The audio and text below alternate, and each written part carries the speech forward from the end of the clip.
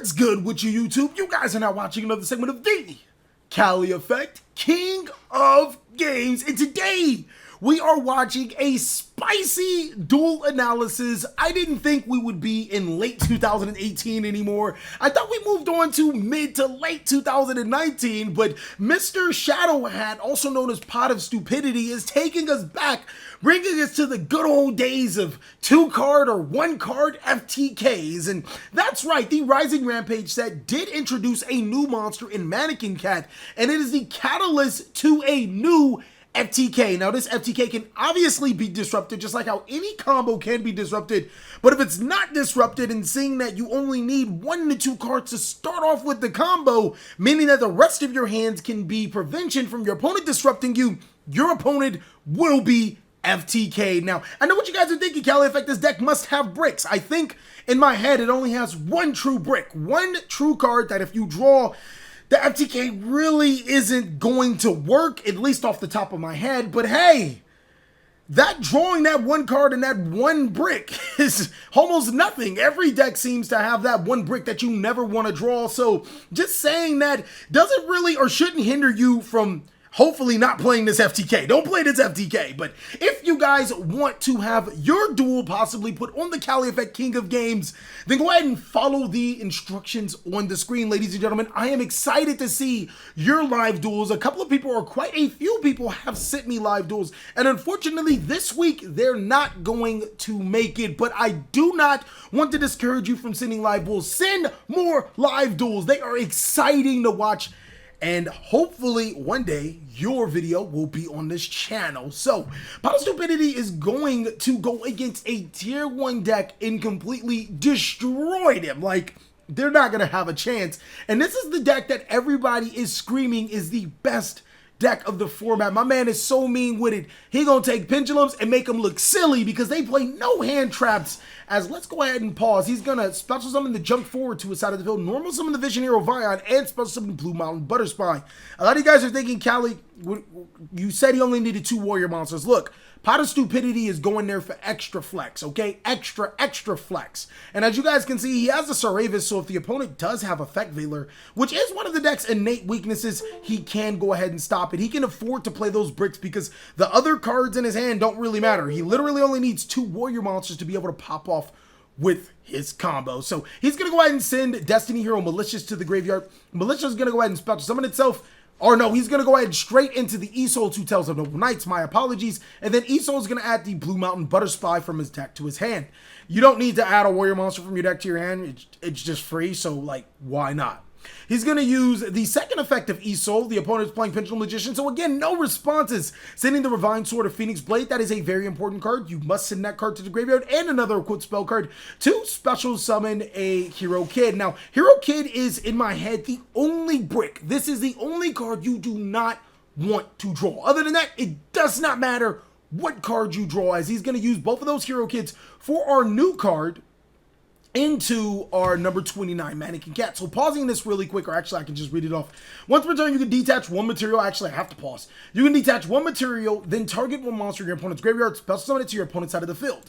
So basically, you don't need to make this extra combo that Pot of Stupidity is going to do if your opponent has a dark monster in their graveyard. But that's not the effect we're going to use. It says if your opponent special summons a monster while you control this card, you can special summon a monster either to that monster's type or attribute from your hand, deck, or graveyard to your side of the field. My man Pot of Stupidity is going to take full advantage of that. Being able to special summon Nightmare Unicorn and then going immediately into his Nightmare Corruptor Ibly. I leaked it. Nightmare Mermaid to special summon his Nightmare Corruptor Ibly back to it, or to his side of the field. That is the card that you need for this combo because it will be able to special summon a monster to your opponent's side of the field, triggering your Mannequin Cat. So again, no interaction from your opponent. I got this, G. I got this. Going ahead and link summoning into your Cyframe Lord Lambda. Now, I do like the Lambda idea because hypothetically, if you do have a Cyframe Gear Gamma and your opponent is like knowing you're playing the FTK, there are some interactions where you have no monsters on your field and your opponent like will stop the reinforcement army because they know you need that warrior monster. And then there's instances where you put the Cyframe Lord Lambda on your side of the field and you have the Cyframe Gear Gamma and your opponent wants to interrupt you while you have Lambda on your field. Well, go ahead and special summon 2 monsters to your side of the field, and one of them happens to be a level 2 monster monster, so it might come up where that could be a disruption, or he could just be summoning it for flex. I don't think he even plays the Cypher Gear cards. I just wanted to talk about that. So the Mannequin Cat will be able to special summon Summoner Monk to his side of the field because he did have a special summon Dark Monster to his side of the field, and now he'll be able to banish 2 Warrior Monsters to add that Divine Sword. Using Summoner Monk, he will discard the Divine Sword to special summon Rescue Ferret, and then he'll use all 4 of his monsters for a Link summon, except for the Ferret, into Saryuja Skull Dread. Now he'll be able to use the Rescue Ferret's effect. He can send this to the graveyard to special summon monsters to his side of the field to where Link arrows point to up to the level of 6. Drawing War Call by the Graves, as the opponent isn't like blind to what's happening right now, he definitely has the hand traps to stop it anyways. He's then going to be able to send the Ferret to special summon a myriad of monsters to his side of the field, one being Magicat, which is really important to the FTK, Blackwing Steam the Cloak, and Glow-a-Bulb to his side of the field, using the Magicat and the Blackwing Steam the Cloak for a Link summon. He's going to make Excel Synchron. And now he's going to be able to gain the effect of his Steam to be able to special summon a token to his side of the field. Now, he can tribute the Saryuja to special summon the Blackwing Steam the Cloak. And now he has a Glow-a-Bulb in his graveyard as well. He'll be able to make a Link Kuriboh, using the Link Kuriboh, the Excel Synchron, the Steam the Cloak, again for another Link summon into Curious George, requiring 3 monsters with different names, and you got it, go get it, boss. He's going to be able to send a card from his deck to his graveyard, and also be able to special summon another token. That other token is going to be, the card he's going to send to the graveyard is Desynchro, and now he'll be able to special summon the Glow-a-Bulb back to his side of the field, to use 2 of those monsters, the token, for a Synchro summon into this bad puppy. So we got to pause the video so I can show you this bad puppy. It requires 1 tuner plus 1 or not more non-tuner monsters. It's a level 2, so it's kind of hard to do that. But when this card is Synchro summon, you can special summon up to 4 level 2 non-tuner monsters from your hand and graveyard in defense position, but they have their effects negated. Also, you cannot spell summon from the rest of your deck other than Synchro monsters. This card is stupid important. I told you guys this card was going to be a part of some really, really wacky combo. And, yeah, it is. He's going to use Double Shaman to spell summon his Hero Kid. A Magic Cat is also going to come out, and he's going to be able to use Synchro Summon Shenanigans. Ladies and gentlemen, this is exciting to see how this combo definitely evolves. Magic Cat is definitely one of the more important parts, and he'll be able to show you guys why in a little bit. Using monsters for a Synchro Summon, he's going to go ahead and make Martial Metal Marcher, and then use the effect of Martial Metal Marcher to special summon Blackwing Steam the Cloak back to his side of the field. That card just won't stop coming back to his side of the field, because now the Steam the Cloak and the Hero Kid can be used for a Link summon, or a Synchro summon, into his TG Hyper Librarian, and the stage is set. I know what you guys are thinking. How is the stage set? Well, that Blackwing Steam the Cloak is going to get him another token, ladies and gentlemen, and he'll be able to Synchro for 6, which is pretty much game right here and right now. Martial Metal Marcher, Magic Cat, and the token will be used for a Synchro Summon. Or, I'm sorry, he's going to make the Crystron Quandex. Why do I keep forgetting that card? He makes the Crystron Quandex, and then he's going to Synchro Summon into the Tempest Magician. Now, the Crystron Quandex is important because here is the thing. Desynchro was in the graveyard. Magic Cat is also in the graveyard. Magic Cat was sent to the graveyard for a Synchro Summon, so we can use this effect to put the Desynchro back to the top of his deck. You guys are starting to think? TG Hyper Librarian is on the field. Since he's Synchro Summoned, he'll be able to draw the Desynchro. Tempest Magician has a great effect. Every time it's Synchro Summoned, you can place 1 counter on this card, but you can also remove a counter to inflict 500 damage to your opponent. You guys thinking about it? You guys seeing this devious play? He can now use the Tempest Magician to burn 500 damage, then activate the Desynchro. Desynchro and the Tempest Magician back into Crystron Quandex, and then Magic Cat, then using those monsters for a Synchro Summon back into TG Hyper Librarian, adding the Desynchro back to the top of his deck, drawing the card, putting a counter, and inflicting 500 more damage. Pot of stupidity. Man, Mr.ShadowHatz, you are a monster for having this type of play. These FTKs just won't stop, baby. As Konami will continue to make cards like Magic Cat, decks will still be busted. Now I'm going to show you guys another replay, because this particular replay is a 1 card. He's going to open Reinforcement of the Army and his bricks in his hand. Rescue Ferret and Summoner Monk are cards that he doesn't want to have, but it's okay.